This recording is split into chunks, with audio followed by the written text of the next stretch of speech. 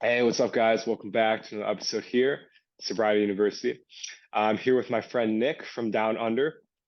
Thank you so much for coming on. Today, we're gonna have a little chat with Nick to see about his porn journey and how quitting porn has helped him in his dating life and his relationships, etc. So, welcome, Nick. Thank you. You're welcome. Yeah, thanks for coming on. It's really cool. So, just quick preface: Nick and I met at a support group, which I've talked about them before, are really helpful to get into, especially at the beginning stages. And yeah, we just connected on a lot of things. So we're gonna dive right in here. So, Nick, what got you into porn? Geez, that's a good question. So I was pretty young. The neighbours up the road, they found a stack. They found a stack of old magazines, and there was one of them was Johnny Holmes with this. So that was, and I was like, Jesus, that was So that was my first introduction. That was the first time I realised that anal sex was a thing. So that was probably the first time I saw it. And then, as you know, just the videos came out, and we had some VHS, and then the internet came out. The internet was the first time that there was addiction that I noticed. Yeah, that there was addiction. Yeah. So, how long until you discovered or until internet came around? Because I'm guessing you started off with magazines and stuff. Yeah, Uh, yeah. So I think so I'd just gotten sober in AA, and I was about 25, 24, 25, and I was working, and so that was my first introduction to internet in this job I had, and I was left on my own there, and yeah, and there wasn't streaming videos back then. So this is about 2000, but there was like sites with lots of pictures, lots of naked pictures. It was just like wow. So which it's a step up from the magazines, and I would lose time. So that was the first thing I noticed. There's something wrong with this. I'm losing time, and I'm meant to be working. Yeah. I remember the first nudie mag I found. We were at a Boy Scout camp, and Mm, our like camp counselor or whatever, he like freaked out and he's like, all right, you guys can't. He like took it, probably looked at it on himself, but um, mm, yeah. So we definitely, I was yeah. introduced as well to nudie mag. So next Mm, question is like, how did it benefit you? Because I think with every addiction, there's always like a mm, positive at the beginning. It's never like bad off the start. It's always something good about it.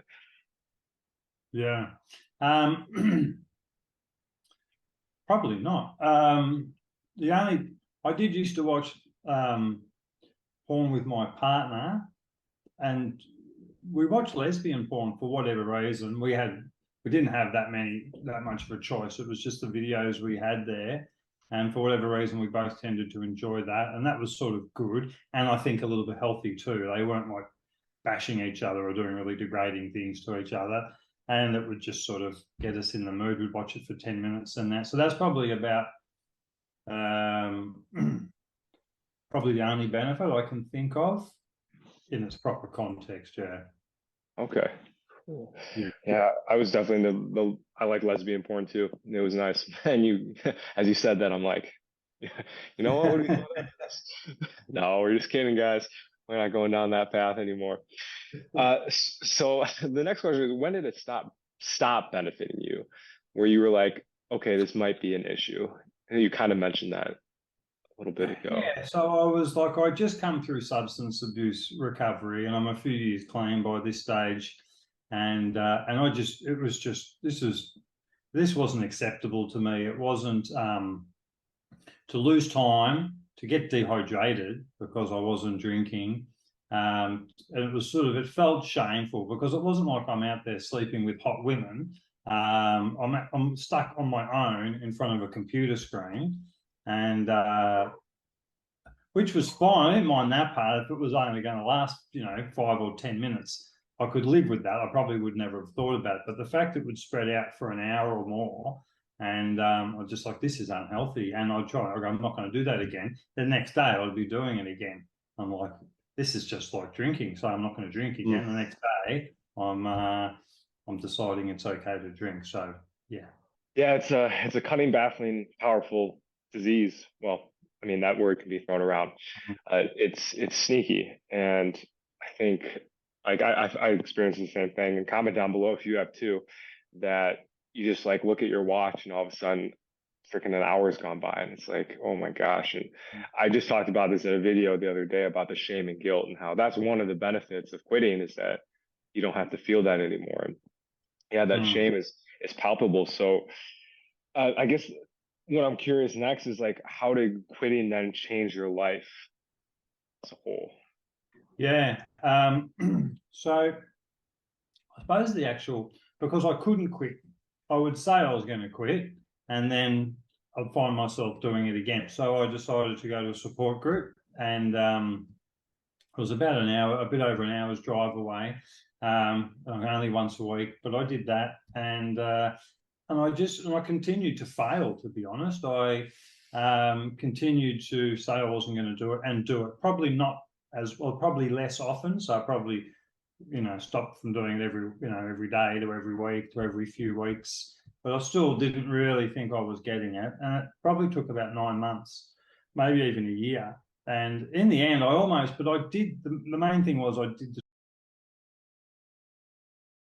So I went through, and then the most memorable part was I wrote a list of all the people I'd harmed, which was all the women I'd been in relationships with, or girls, because I was young.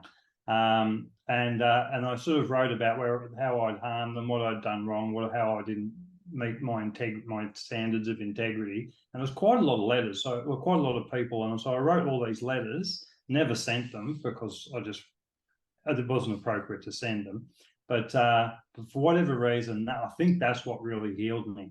And then but I'd still sort of relapse on the porn. So I thought, oh, well, and I just gave up. I'm like, oh, I don't know. I've been trying to give up this for ages. And, so I sort of give up trying to give up. But what actually happened was I just lost the desire for porn. So it just sort of disappeared, which is something something you hear in support groups is like the problem's taken away from a spiritual solution. And that's really what happened. It just ceased to be the pull that it once had ceased to exist anymore. So I couldn't have asked for a better scenario. And that's super powerful. And I think first thing, it's important that you shared that you failed a lot because I know that's a very difficult part of getting clean is the relapse, and it can often feel like you said, like, oh, why am I not getting this? And I'm trying so hard, and it's just funny, like how you stopped trying, and it went away. Like that's like almost like with dating and stuff. I think maybe you'll realize that too for those watching is that when you stop trying so hard to get a partner, one will show up. And Mm. so, yeah, very important that people know that relapse is a part of the journey because it can be easy to like get down and think like, okay, I completely failed my recovery because I relapsed. But I was the same. I relapsed. I had a year clean and then I relapsed for about a year. And each time got a little better. But that's Mm. really cool that you like really went into the spiritual and then eventually it's like the spiritual helped you out a little bit, gave you a little Yeah, it was handshake. quite remarkable. It was remarkable, and that's why I remember it. Yeah, I haven't really had a problem with porn ever since. So How I've long has had that been though? that's 20 years. I have had. I mean, I have watched porn, but I've never lost time on it. And it's not something, and it's something I have power to. It's something I feel I have power whether I do or whether I don't, and I choose not to these days. I've got a beautiful young wife who wants to sleep with me whenever I want, so I've really got no excuse to be watching porn. So yeah, That's great, man. feel like Yeah. I'm cheating on her if I do. Yeah, Um, that's all right. You can edit oh it. yeah, for sure. I just leave this all in. It's just like, all right, man, what's going on here? So the next question is going to be about dating. So just a little Okay. preface to the people watching here. So Nick and I connected over dating because I had just started to date pretty recently, and I talked about it at a support group, and Nick reached out after and was like, "Hey, man, I've been through what you've been through," and it was really helpful because it helped me see like how kind of long of a process it is. It's not like a one and done thing. Most people don't get instant success unless they're like super good looking, which we kind of joked about too. If you're like a Chad or a Tyrone and you got the 12 pack or whatever, girls are probably going to flock to you. But for most people, we got to work it a little bit. So, how did quitting porn do you think affected your dating life?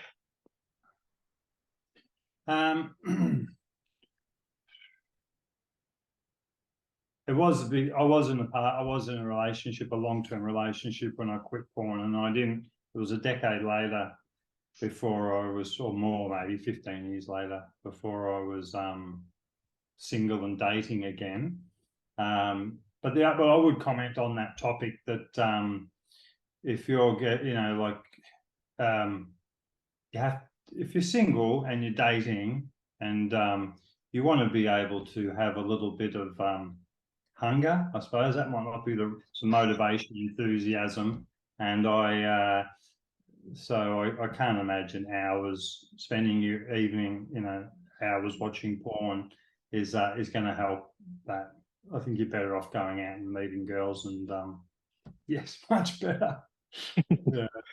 How would you guide like a new person doing this, like to start making those approaches? Because that's like one of the hardest parts is beginning to go out and meet women or men if that's what you're into as well. Yeah.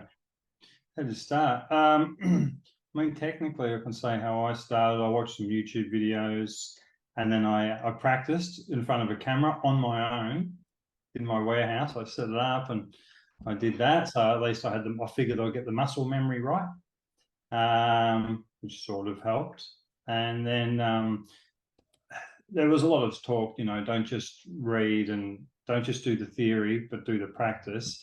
But I decided to do both, and I stand by that decision.